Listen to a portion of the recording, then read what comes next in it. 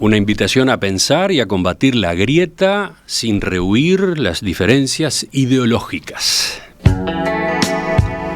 Así se presenta el libro Diálogos en Espejo, una serie de conversaciones que el periodista Pablo Cohen organizó con Ana Ribeiro y Gerardo Caetano, dos de los historiadores más prestigiosos hoy en nuestro país, que son grandes amigos pese a sus diferencias políticas.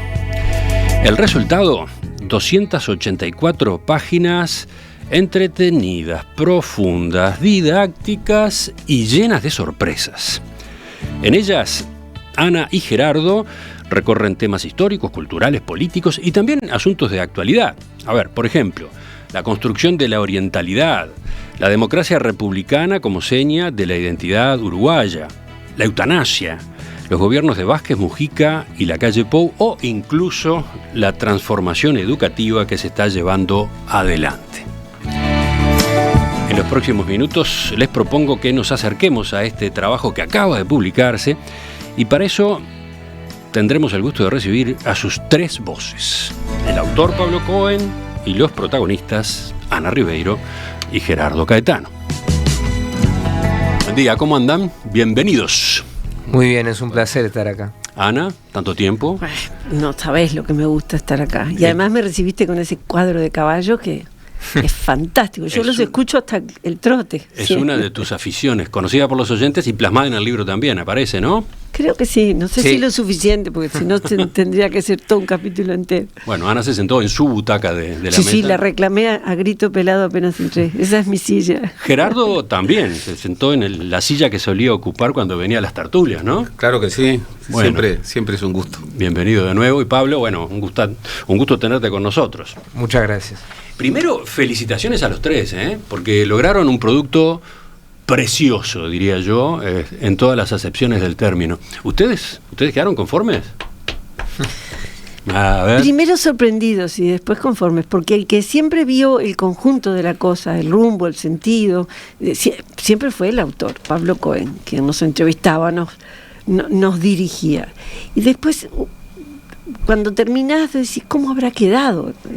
Recién cuando lo vimos todo, porque él hasta el final no nos dejó ver todo, lo cual está muy bien, nos fuimos corrigiendo capítulo por capítulo, cuando vimos todo, bueno, esa sensación de conjunto fue muy, muy, muy placentera para mí en lo personal.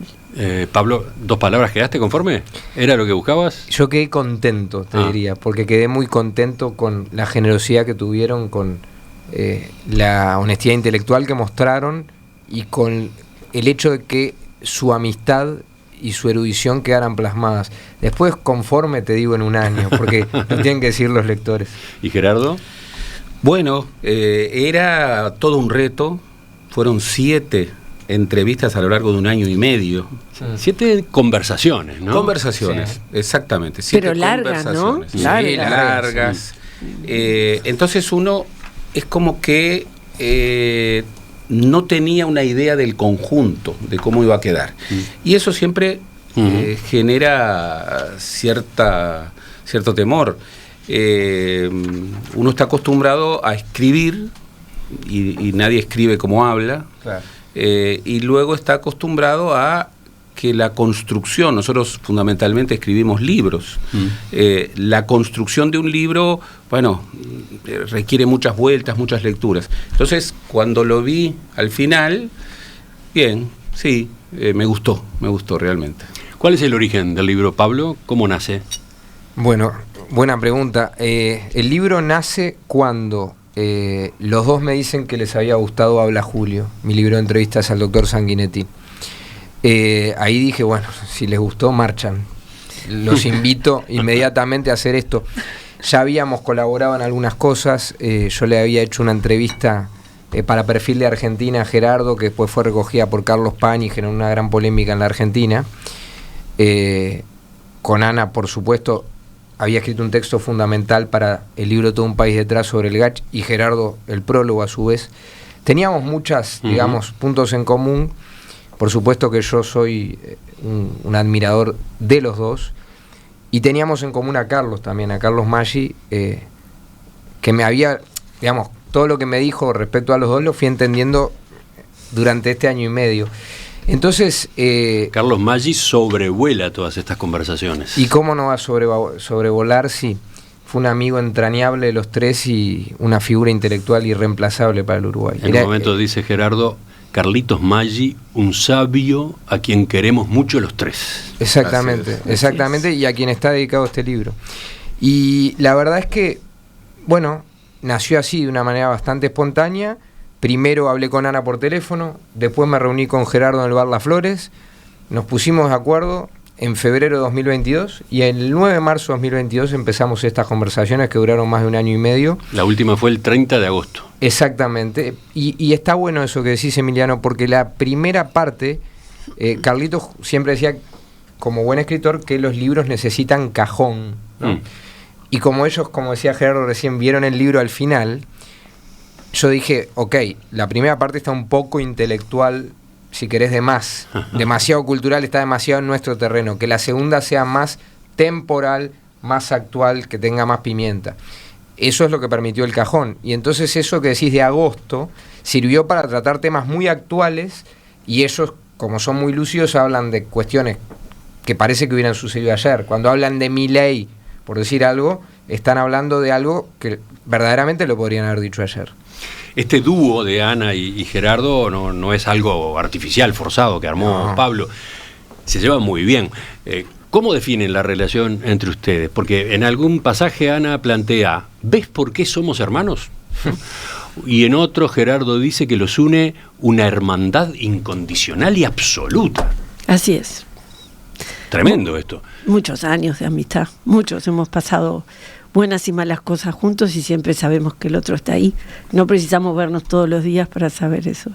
¿Y por qué se anota lo de las diferencias ideológicas?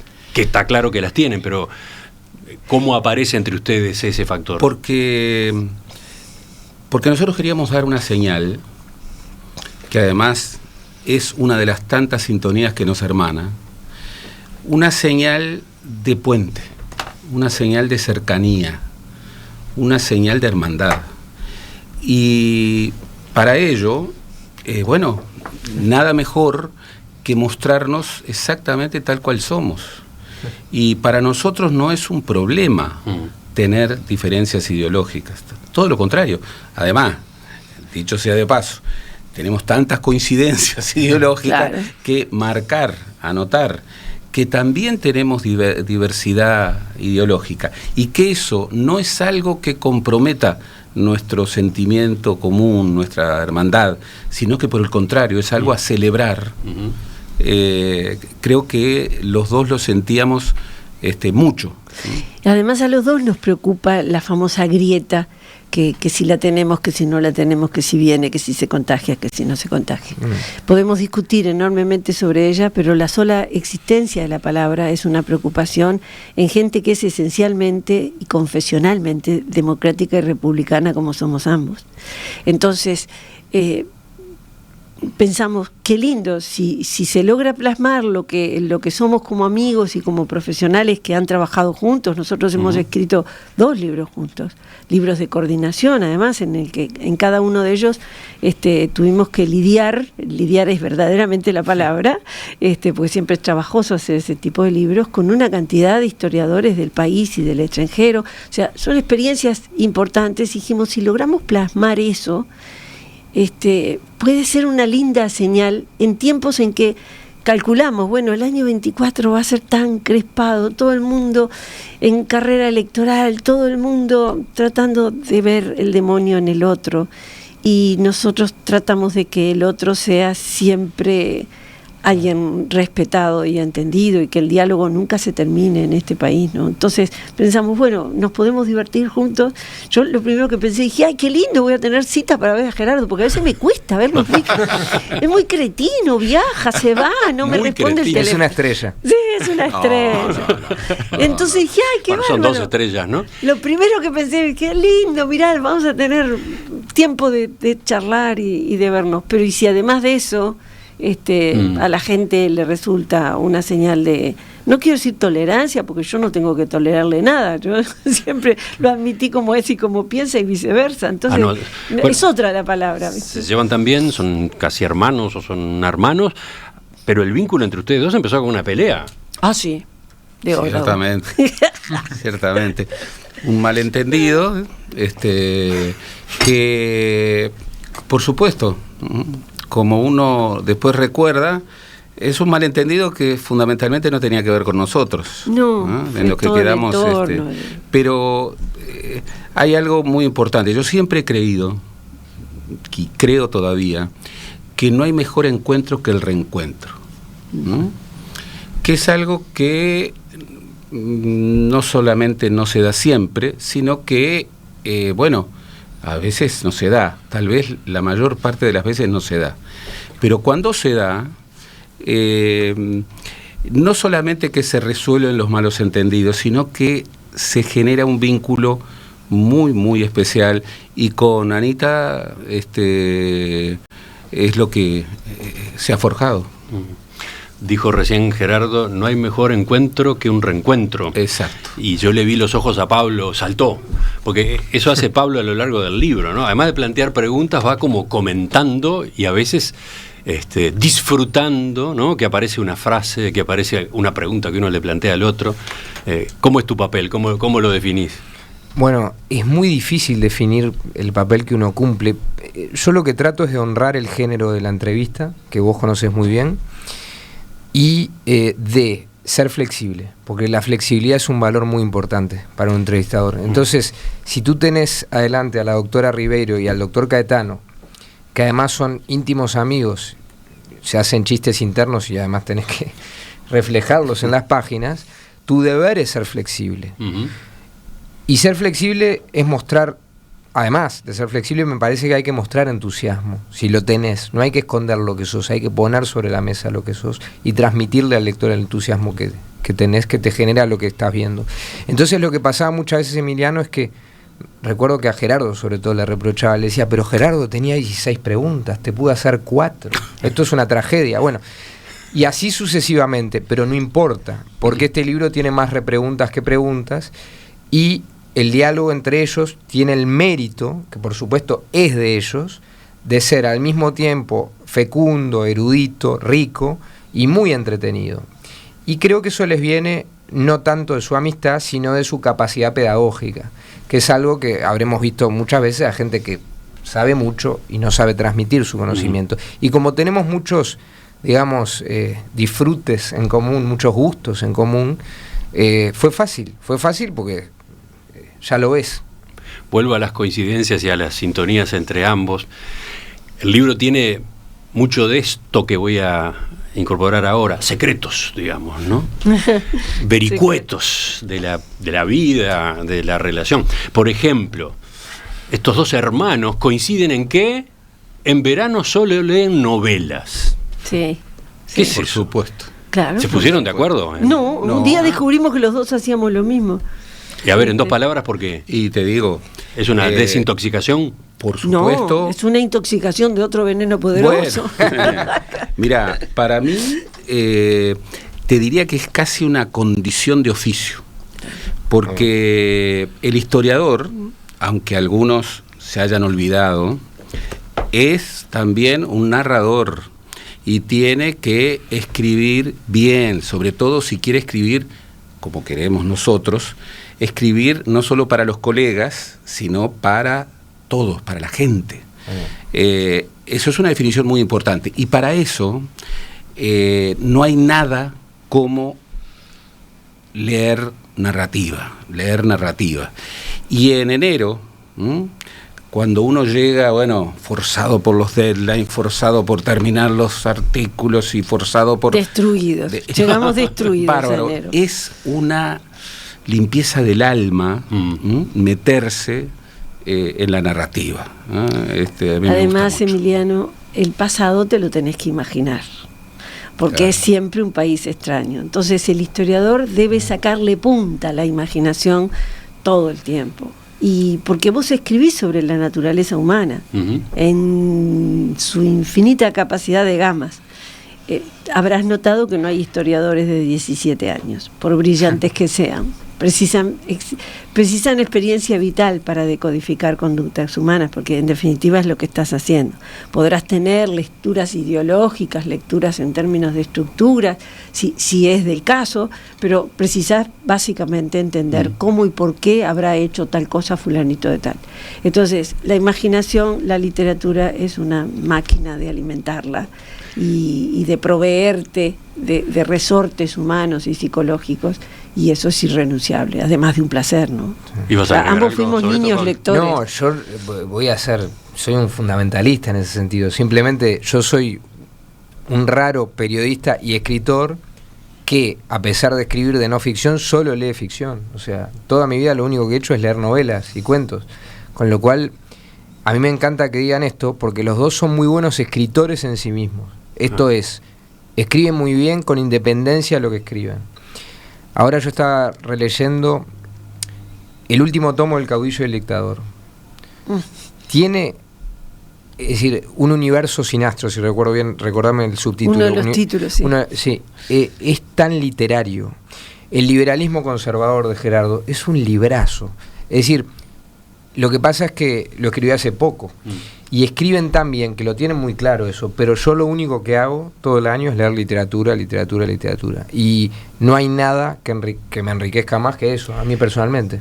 A partir de esa coincidencia de que en verano solo leen novelas, después aparece una discusión sobre las novelas históricas, ¿no? Ay, bueno, lo que pasa es que es un género que siempre nos interpela mucho y a fondo, porque cuando el escritor de literatura le da una carnadura a las cosas que las torna verosímil. En cambio, el historiador hace como la tarea contraria, trata de descarnar y mostrarte una suerte de resultado de autopsia. Hay que matizar eso, ¿no? Y hay que hacer los dos caminos y se tienen que cruzar. Entonces, cuando tú sentís que la carnadura agrega una cosa que no es verosímil o que no coincide, la novela histórica te rechina, porque sabés que el que creó novela histórica creó imágenes rotundas que probablemente tengan más fuerza que la del relato histórico. ¿Y entonces? ¿Cuántas novelas históricas lees? ¿O te volcás a la novela histórica o mejor no? Me agotan mucho. Mira, me pasó. ¿Te estresa la novela histórica? Me estresa, porque cuando es sobre el periodo que vos conocés bien, de pronto soy más confiada cuando es un periodo, yo qué sé, la historia de Roma, que sé lo básico que cualquier profesor de historia, pero no me especialicé. Pero periodos en los cuales investigué, puedo demorar una hora en una página, porque empiezo, y este documento existió, y si existió, ¿por qué no lo vi? ¿Dónde estaba? ¿Me entendés? Entonces es agotador y me cuesta en ese sentido. No sé si a vos te pasa igual eso. Bueno, sí. En principio te diría que no me gusta la novela histórica. Me gusta un género que hoy está, digamos, muy vigente, que es la literatura de no ficción. Lo que se llama la literatura de no ficción. Y para eso no hay nada mejor que los ejemplos. Para ser persuasivo no hay nada mejor que los ejemplos. Y son recomendaciones. Yo creo que Manuel Carrer es uno de los grandes de nuestro tiempo. De los grandes. Y por ejemplo, leer Viernes 13, que es su última obra, o leer Limonov, que es... Limonov es impresionante. Una visión extraordinaria, o leer, bueno, toda su obra. Te doy otro autor.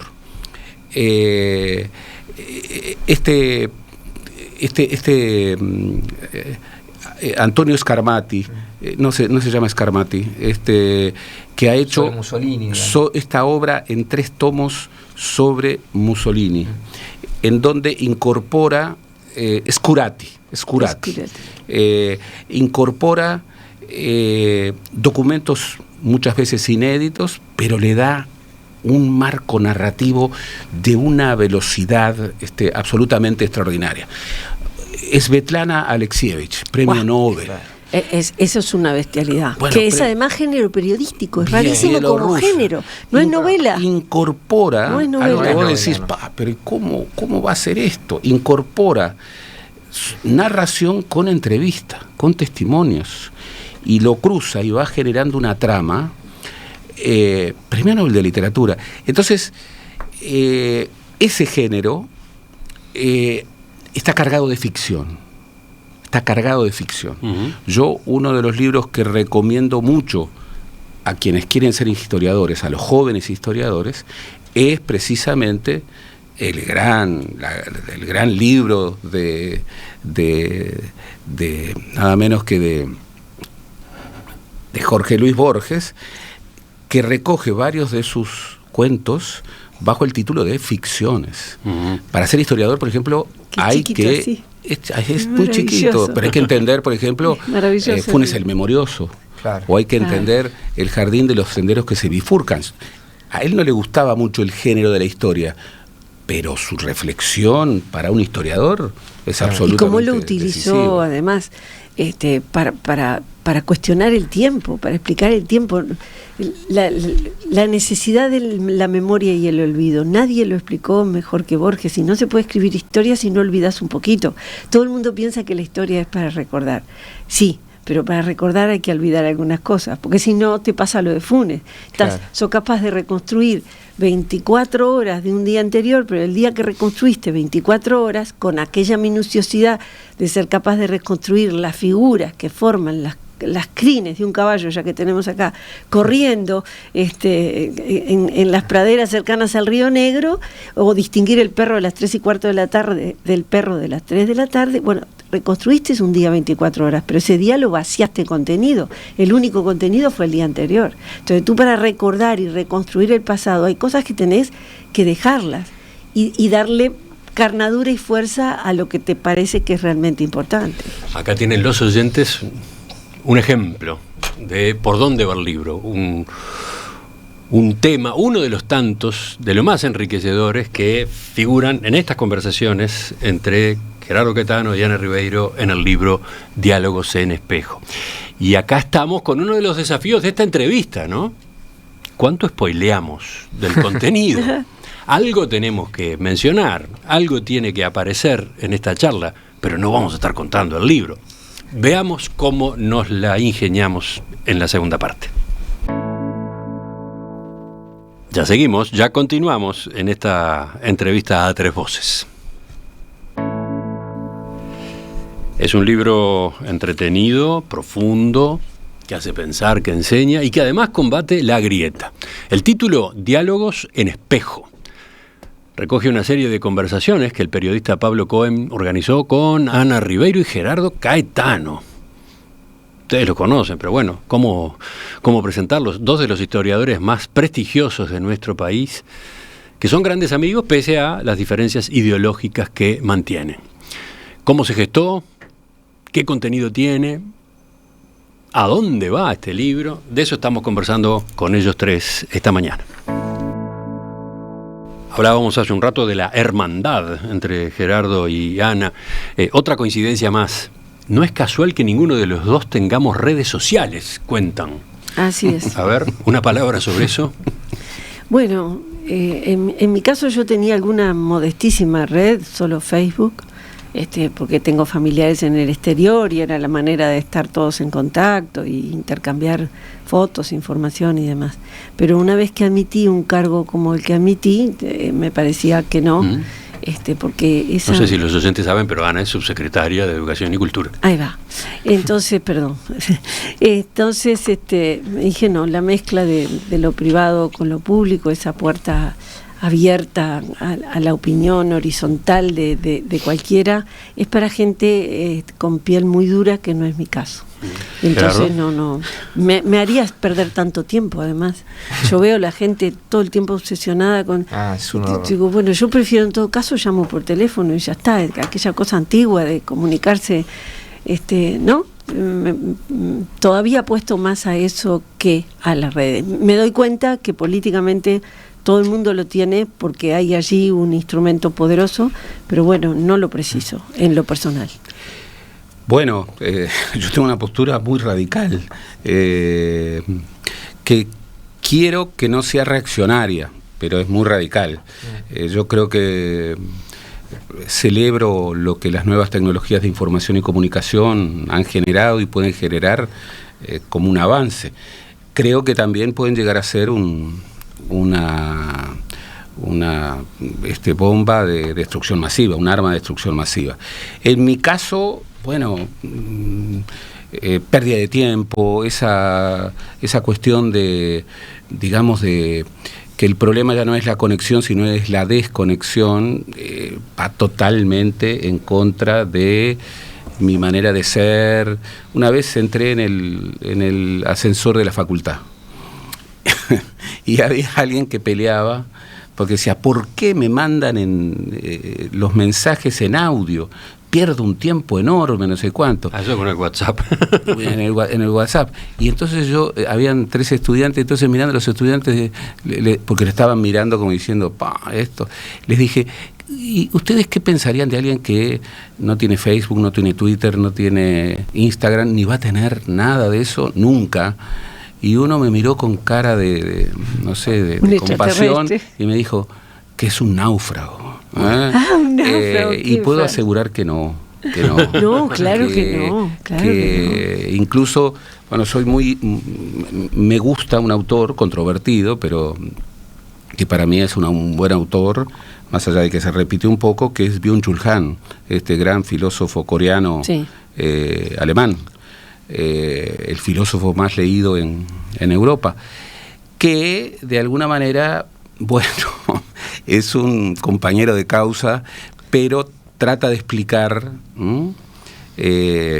sus razones, y yo comparto muchas de ellas. Sí, él analiza claramente la desconexión y el aislamiento progresivo de la gente que queda más conectado a aparatos, y que sobre todo lo que él dice es la dependencia respecto al me gusta, me aprueban, qué imagen doy, tan grande, y en su cara opuesta la desvalorización de la cercanía persona a persona. Lo analiza muy en clave de medios de comunicación. De hecho, es un autor que se enseña en ciencias de la comunicación de manera obligatoria.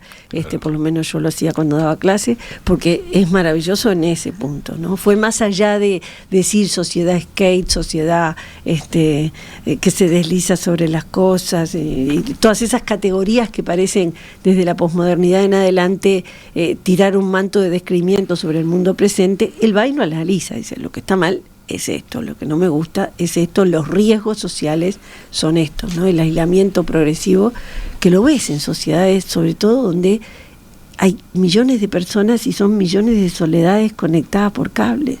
Y me dices, no quiero esto, ¿no? Pablo, los diálogos de estas conversaciones que tú grabaste están maravillosamente transcriptos en el libro. La lectura fluye ágilmente. Quien tome el libro probablemente quede atrapado. Bueno, muchas gracias. Y quizás se lo lea de un tirón. Si tiene tiempo, puede leerlo de un tirón. El lenguaje de cada uno de los dos está muy bien reflejado. Contanos sobre esa parte de tu trabajo. Esa parte es la parte más importante en un entrevistador que escribe, un escritor. En eso yo tengo un criterio más, si bien la entrevista es un género profundamente periodístico, en el cual yo tengo 2 grandes referentes, que son Oriana Fallaci y María Stargilio, y trato de tener mi propia personalidad también. Cuando escribo priorizo el estilo por sobre la eficacia, ¿no? Entonces en eso soy más escritor que periodista, a pesar de que la entrevista es un género periodístico. De manera que considero que, así como cuando estoy hablando es más importante la repregunta que la pregunta, cuando estoy escribiendo no hay nada más importante que la edición. Y bueno, eso es parte de la obsesión del escritor, que, como digo siempre, hace que mi esposa siempre me esté por echar. No lo hace porque es buena, pero no entiendo cómo no me echa de mi casa, porque los últimos meses de escritura de un libro son realmente, lo digo en serio, siempre lo digo, pero es cierto, no sabes cuándo es de día, cuándo es de noche, no sabes cuántas horas han pasado desde que empezaste a trabajar, y esa obsesión es muy buena para el libro. No sé si para la persona, pero es muy buena para el libro. Y para el público. Y para el público, pero son ellos los que, en definitiva, con su fluidez y su facilidad de palabra, los que más ayudan a que eso suceda, ¿no?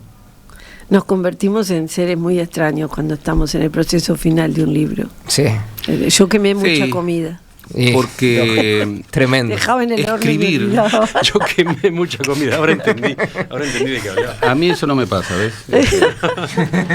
Pero escribir es corregir. Claro. Entonces, eso que a veces uno se imagina que, bueno, es que escribir es como... No. Musas inspiradoras. Hay mucha...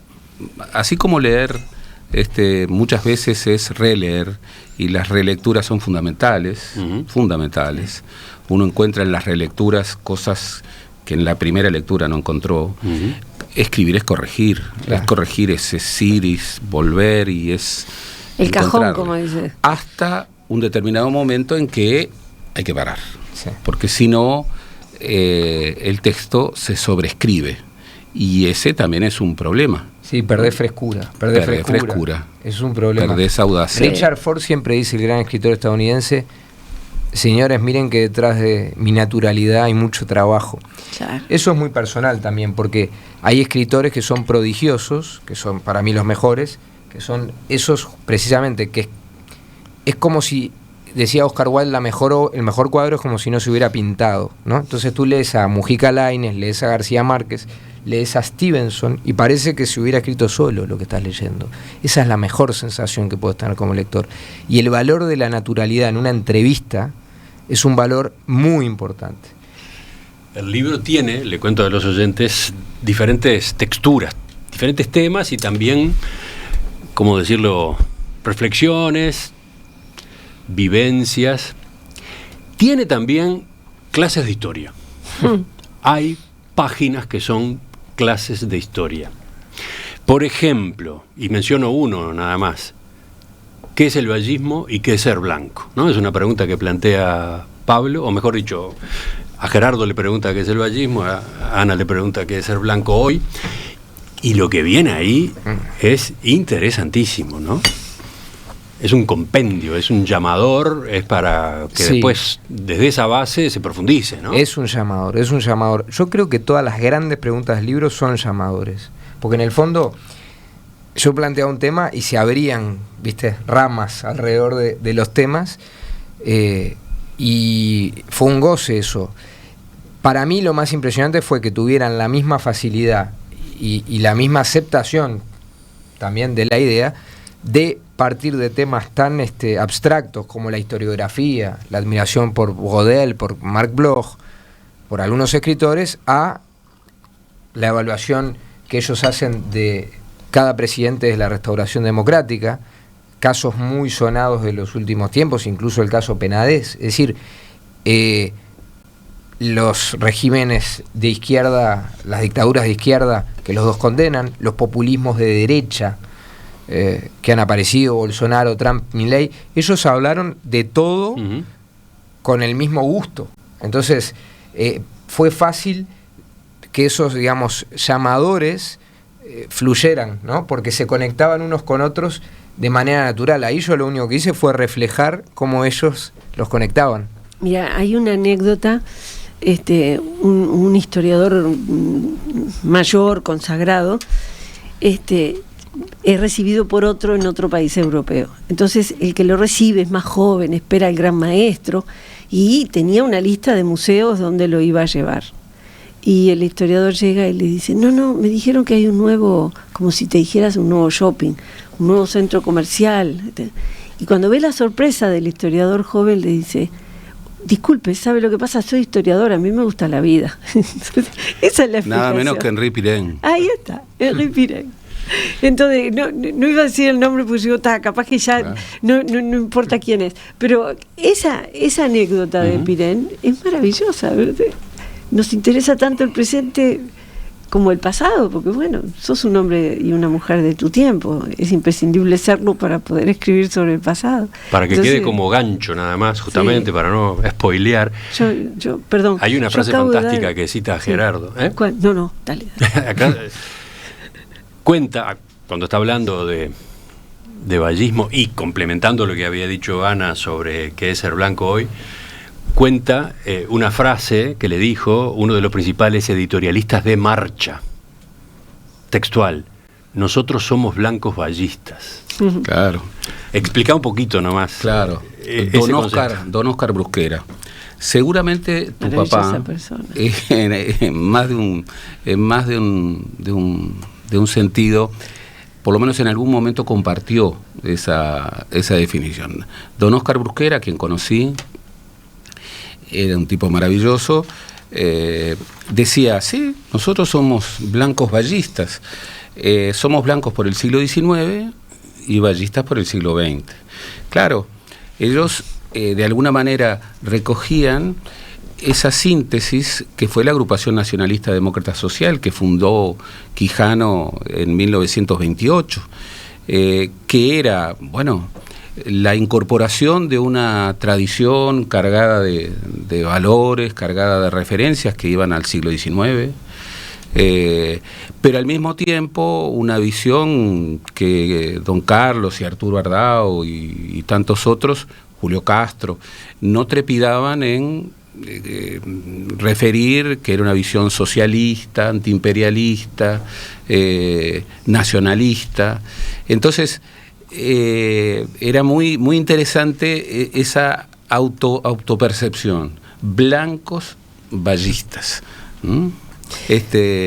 Bien característica. Bueno, si ves el relato historiográfico del Uruguay, el de mayor consenso, los relatos que decís, bueno, se enseñan a nivel secundaria para hacer una síntesis del país, hay algo de eso en todos esos relatos de divulgación y didáctico, en la figura del propio Pibel Devoto, ¿no? Que podía ser un hombre confesamente blanco, además un hombre activo y participante de su presente, participante en los núcleos más altamente decisorios de las cosas, y no solamente un votante, y sin embargo podía tener sus admiraciones a figuras del pasado, del presente más cercano, del partido que se supone que era el partido opositor a rajatabla.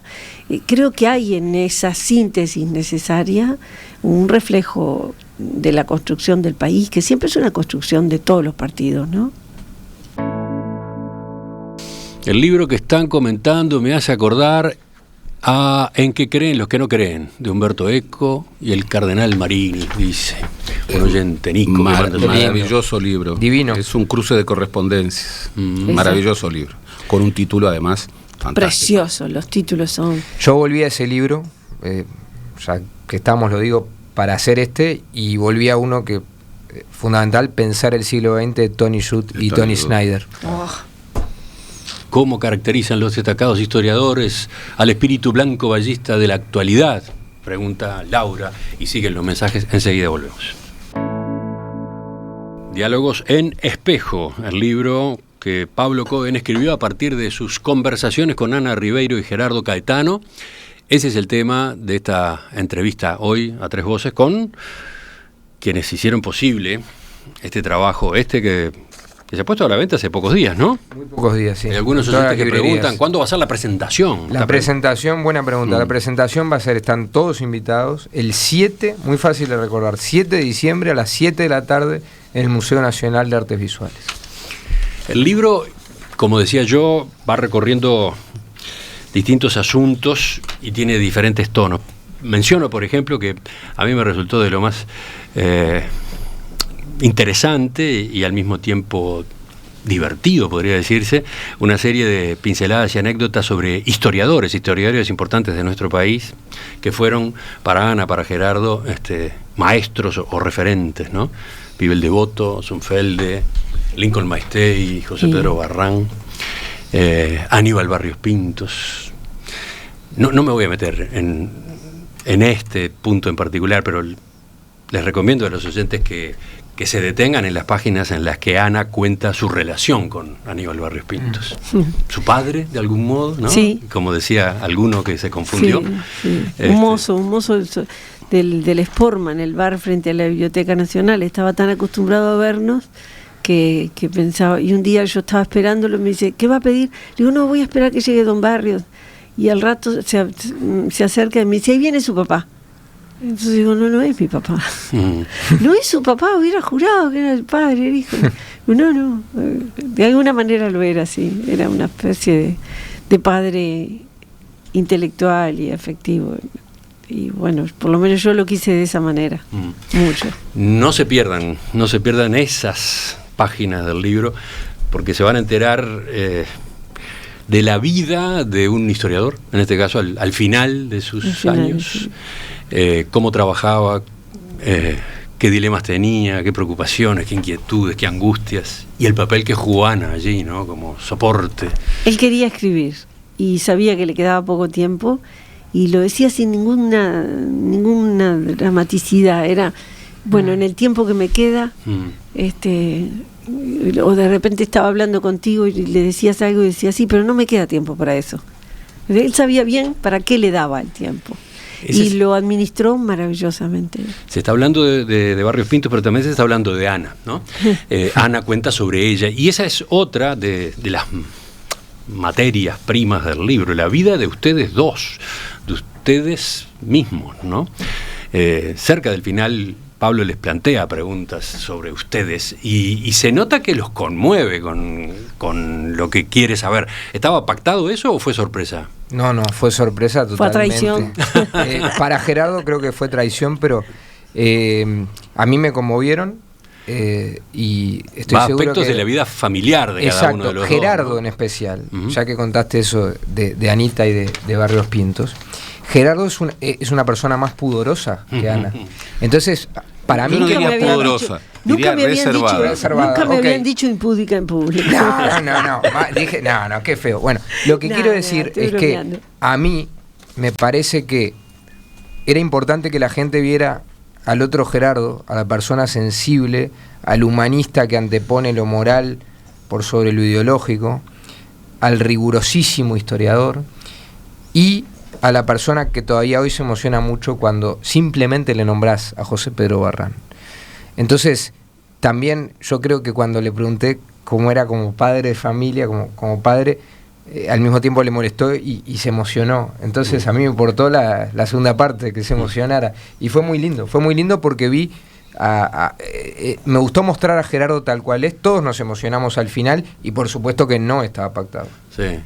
Porque también hay preguntas a propósito de la relación con la madre, con el padre, sí, con el hermano, ¿no? Con mi hermano. Sí. A mí me quiero destacar que el libro tiene otra virtud que no hay que dejar de destacar. Que nadie vaya al libro buscando una suerte de entramado perfecto. De un mundo frutillita donde no hay diferencias, claro. Digamos una especie de oda a una hermandad fofa. No, nuestra hermandad no es nada fofa, tenemos diferencias importantes. Y hay discrepancias en la discusión a lo largo del libro. Y eso creo que es fundamental porque no sería creíble una auténtica hermandad que no conviviera con diferencias importantes, en las que, repito, no es que nos toleremos, no es que toleremos nuestras diferencias, por el contrario, las celebramos, nos enriquecen, no nos dejan igual. Entonces, esto que a veces está en el Uruguay, que es el extremocentrismo, ¿no? Esta idea de que somos extremistas del punto medio, no, en el libro no, y hay convicciones y visiones que son muy distintas, y sobre temas sobre los que uno diría, bueno, pero acá van a surgir diferencias, no. Hay convicciones que nos acomunan en definiciones fuertes. Para ir terminando, y es difícil hacerlo, ¿no? Pablo, ¿por qué le encargaste el prólogo de este libro a Nelson Castro, el periodista, el médico argentino? Porque es uno de los mejores periodistas de Hispanoamérica, porque es una persona, una calidad moral y una honestidad intelectual extraordinarias, porque conoce mucho de la historia uruguaya y le apasiona y admira lo que tenemos distinto en la actualidad política, es decir, en la estabilidad institucional respecto de la Argentina, y porque me parecía muy importante que para ver algunas virtudes y defectos, no solo del libro, sino de lo que el libro narra, la lupa se alejara un poco. Ya lo había hecho en Todo un país detrás y en Habla Julio, sobre todo cuando le pedía a Carlos Pani que hiciera el epílogo, y acá fue deliberado. Nelson aleja la lupa, pero de una manera muy natural, porque ve todo desde la Argentina y tiene familia acá incluso. Entonces me parecía de una manera muy intuitiva la persona adecuada. Cuando me entregó el texto me di cuenta de que en eso no me equivoqué, porque bueno, es verdaderamente extraordinario. ¿El texto, el libro, está pensado para un público no uruguayo también? El texto está pensado para... Yo diría que el texto está pensado deliberadamente para un público uruguayo, pero era importante que un argentino o un extranjero con esas condiciones técnicas, pero no uruguayo, pusiera la lupa más lejos. Esa sería mi respuesta. Sí, somos tan uruguayos nosotros y profesores de historia, estamos tan enlazados al oficio al que le hemos dedicado la vida, que se me ocurre que es más netamente uruguayo que ninguna otra cosa. Lo que pasa es que para ser uruguayos hay que ser latinoamericano y del mundo. Que, como tantos han dicho, es más una profesión que una condición. Por ejemplo, es aprender, que es un aprendizaje muy complicado, a ser un país con muchas restricciones en una esquina complicadísima del planeta, en donde de un lado tenés a la Argentina, inestable, gobierne quien gobierne, y tenés al Brasil, inestable y gigante, un país continente, gobierne quien gobierne. Claro. Ahora, nuestro asunto es el Uruguay. De eso no cabe la menor duda. Porque a los uruguayos les corresponde discutir el Uruguay. Exacto. Esa es una de sus características, de sus señas de identidad. Exactamente. Ha dicho en el libro, ¿no? Para Uruguay, lo han dicho de manera muy, muy diversa. Uruguay tiene ciertas cosas que le resultan inherentes. Por ejemplo, el Tucho Metol diría: la única manera de ser Uruguay es tomar al Uruguay como problema. Su gran libro. Carlitos Maggi diría, con tono sarcástico primero y luego con una sabiduría densa, maravillosa: en el Uruguay todo se arregla conversando y nunca del todo. Frase maravillosa que es una definición fantástica de lo que es la democracia, en donde todo tiene que arreglarse conversando y, por definición, nunca del todo, que es una aspiración que generalmente termina en el totalitarismo. Entonces, pero para ser Uruguay hay que tener esas marcas inherentes, pero hay que pensar en el mundo. Hay que tener mucho mundo, hay que pensar en la región. Un Uruguay que se mira hacia adentro, un Uruguay ensimismado, un Uruguay que se cree isla, una isla distinta. Un Uruguay que tiene un problema con su futuro. Por ejemplo, un Uruguay... Dijera Ricardo Pascal. Por supuesto, nada menos. La mejor definición, a mi gusto, es la de un argentino cuyo nombre he olvidado. Fue en un congreso, precisamente sobre identidad, y después de sentirnos discutir y discutir, dijo: la identidad de los uruguayos no tiene ningún problema. Discutir la identidad de los uruguayos es parte de la identidad de los uruguayos. Es inseparable de esa máquina de pensarnos todo el tiempo. Y somos una esquina del mundo remota, estamos casi en el rincón más austral del mundo, pero de cara al mar, ¿no? Y el mar nos obliga, porque de ahí nos ha venido casi todo lo que somos y lo que tenemos.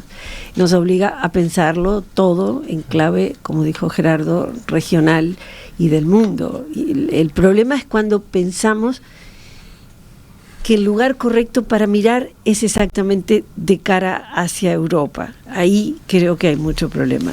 Durante mucho tiempo le dimos la espalda a América Latina, y eso es una mirada que hay que corregir. El Tucho Metol, que vivía ahí en la esquina misma. Sí, en la calle Brecha. El Tucho Metol decía que Montevideo podía ser, y de hecho lo era para él, una muy buena atalaya para mirar a América Latina. Pero para eso había que cambiar nuestro sentido de frontera. Desde esa visión de frontera transatlántica, en donde, bueno, uno miraba al río Mar y ya veía los transatlánticos que no pasaban por acá, veía Francia, veía Inglaterra, veía Estados Unidos. Bueno, dar vuelta el sentido de frontera y ver hacia adentro América Latina. Pablo, parece claro que ya viene la segunda parte del libro, ¿no? Podría haber 3 o 4, pero no sabes el trabajo que nos llevó esta. Ojalá que la gente disfrute mucho este tomo, y bueno, el destino dirá. Están todos invitados a ir en busca de Diálogos en Espejo. Ana, Gerardo, con la conducción de Pablo en estas conversaciones, ellos son los protagonistas. Vamos a ver cómo les va, ¿eh? Vamos a ver si constituyen un trío para la temporada de verano, el carnaval. Nos vamos de gira. Vamos a ver cómo sigue la difusión y nos reencontramos dentro de unos meses, ¿les parece? Este carnaval va a ser placer. movidito, así que si salimos en trío... Podría ser, ¿no? Yo creo que va a funcionar, ¿eh? Parodistas, decís. Una cosa así. Puede ser. No sé si se nos da bailar así.